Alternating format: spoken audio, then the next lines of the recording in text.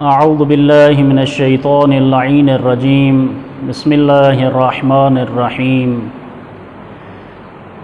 قال رسول اللہ صلی اللہ علیہ وآلہ وسلم ان الحسین مصباح الہدی وسفینۃ النجاۃ۔ ناظرین کرام، جیسا کہ ایام اعضاء یعنی محرم الحرام کے مناسبت سے ایام قریب ہیں، تو اسی مناسبت سے آج کی اس ویڈیو میں استقبال محرم الحرام کے حوالے سے ایک پیغام دینا چاہتا ہوں۔ جیسا کہ میں نے شروع میں پیغمبر ختمی مرتبت حضرت محمد مصطفیٰ صلی اللہ علیہ وآلہ وسلم آپ کی ایک حدیث مبارکہ کی تلاوت کی، جس میں رسول خدا صلی اللہ علیہ وآلہ وسلم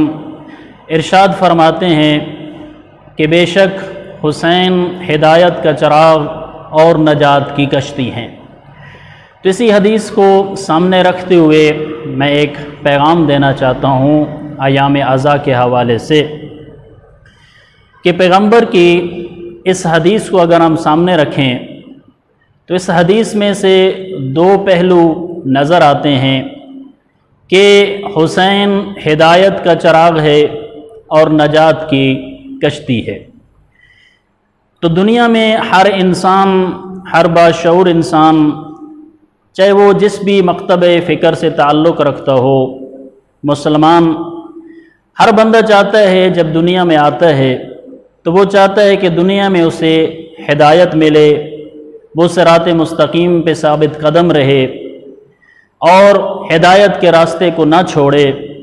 حتیٰ کہ ہر بندے کی خواہش ہوتی ہے کہ جب وہ دنیا سے جائے تو ہدایت کی موت بھی اسے نصیب ہو۔ تو اگر ہم پیغمبر خدا صلی اللہ علیہ وآلہ وسلم کی اس حدیث کو سامنے رکھتے ہوئے بغور اس کا مطالعہ کریں تو پیغمبر کی اسی حدیث سے ہمارا یہ مسئلہ حل ہو جاتا ہے کہ اگر تم لوگ چاہتے ہو کہ دنیا میں تمہیں ہدایت نصیب ہو اور تمہیں موت بھی ہدایت کے راستے پہ رہو، تو پیغمبر نے بہترین ایک کلیہ اور قاعدہ بتا دیا۔ فرمایا کہ جو بندہ چاہتا ہے کہ دنیا میں اسے ہدایت ملے، اس کی موت ہدایت کے راستے پر آئے، تو بہترین ہدایت کا ذریعہ میرا بیٹا حسین ابن علی ہے۔ اگر حسین ابن علی سید الشہداء علیہ الصلوۃ والسلام کی سیرت طیبہ پہ ہم عمل کریں تو یقیناً ہم دنیا میں بھی ہدایت پا سکتے ہیں اور ہماری موت بھی ہدایت کے راستے پہ آ سکتی ہے۔ اسی طرح حدیث کا دوسرا حصہ بھی ہمیں اس چیز کی طرف متوجہ کراتا ہے، جس طرح ہر انسان، ہر مسلمان دنیا میں ہدایت چاہتا ہے، تو اسی طرح مرنے کے بعد ہر مسلمان کی خواہش ہوتی ہے کہ بروز محشر مجھے جہنم کی آگ سے نجات ملے، یعنی ہر بندہ نجات چاہتا ہے۔ تو پیغمبر ختمی مرتبت نے اس کا بھی ایک بہترین کلیہ اور قانون بتا دیا کہ جو بندہ مرنے کے بعد بھی نجات چاہتا ہے، جہنم سے نجات چاہتا ہے، آتش سے وہ نجات چاہتا ہے، تو اس کا بھی بہترین ذریعہ میرا بیٹا حسین ابن علی ہے۔ اگر بندہ چاہتا ہے کہ دنیا میں نجات ملے اور آخرت میں بھی یعنی اسے نجات ملے، دنیا میں ہدایت ملے، تو بہترین ذریعہ ہے حسین ابن علی۔ یعنی ہم سیرت سید الشہداء کے اوپر اگر عمل کرتے ہوئے زندگی گزاریں تو ہمیں دنیا میں ہدایت مل سکتی ہے اور آخرت میں نجات مل سکتی ہے۔ اس لیے فرمایا کہ حسین ابن علی ہدایت کا چراغ ہے اور نجات کی کشتی ہے۔ اگر ہم حسین ابن علی کے مشن کے اوپر چلیں گے تو یقیناً ہمیں ہدایت بھی ملے گی اور ہمیں نجات بھی ملے گی۔ حسین ابن علی وہ ہدایت کا عظیم چراغ ہے اور وہ نجات کی کشتی ہے کہ جس پہ اگر ہم سوار ہوں تو ہم ہدایت بھی پا سکتے ہیں اور ہمیں نجات بھی مل سکتی ہے۔ تو یہ ایام رضا محرم کے ایام ہمیں اس چیز کی طرف متوجہ کراتے ہیں کہ یہ ایام انسان کے کردار سازی کے ایام ہیں، یعنی اس میں ہر انسان جو جس بھی مسلک سے تعلق رکھتا ہے، اگر وہ چاہتا ہے کہ اس کی اچھی شخصیت بنے، اس کی کردار سازی ہو، تو بہترین ذریعہ ہیں یہ ایام عزا کہ جس میں مجالس، جس میں عزاداری ہوتی ہے۔ عزاداری ایک بہترین ذریعہ ہے۔ تو ہمیں یہ بھی یاد رکھنا ہے کہ محرم الحرام یہ کردار کے تبدیل ہونے کا دن ہے، اس میں اپنے کردار کی طرف ہم نے متوجہ ہونا ہے، اور محرم الحرام اس چیز کی طرف ہمیں متوجہ کراتا ہے کہ مجالس میں آئیں، ماتمداری میں آئیں، عزاداری کریں، خلوص کے ساتھ کریں، اس کو عبادت سمجھ کے کریں، باوضو ہو کر عزاداری میں شامل ہوں، باوضو ہو کے مجلس میں شامل ہوں، تو یقیناً یہ عبادت ہمارے درجہ قبولیت پہ جا سکتی ہے اگر اس میں ہمیں خلوص کے ساتھ آنا شروع کر دیا۔ تو یہ ایام عزا جو محرم کے ایام آ رہے ہیں، تو ہم نے اس میں یہ دیکھنا ہے کہ یہ کربلا ہمیں کس چیز کی طرف متوجہ کراتی ہے۔ تو یہ کربلا ہمیں اس چیز کی طرف متوجہ کرا رہی ہے کہ کربلا ایک ایسی تحریک ہے کہ جو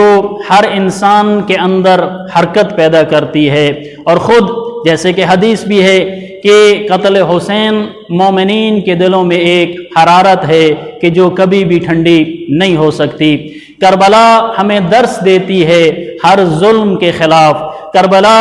ہمیں درس دیتی ہے کہ ہر مظلوم کی حمایت کرنی ہے، اور کربلا